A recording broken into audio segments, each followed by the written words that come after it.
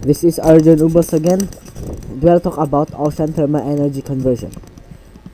This conversion uses the difference between cooler, deep, and warmer, shallow, or surface ocean waters to run a heat engine and produce useful work, usually in the form of electricity. There are two types of this cycle. The closed cycle system.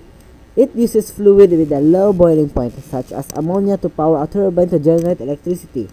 Warm surface seawater is pumped through a heat exchanger to vaporize the fluid. The expanding vapor turns to turbo generator. Cold water pumped through a second heat exchanger condenses the vapor into liquid, which is then recycled to the system.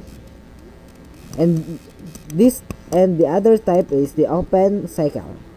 Open cycle OTEC uses warm surface water directly to make electricity. Placing warm seawater in a low pressure container causes it to boil. The expanding steam drives a low pressure turbine attached to an electrical generator.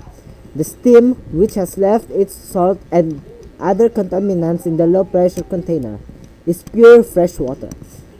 It is condensed into a liquid by exposure to cold temperature from deep ocean water.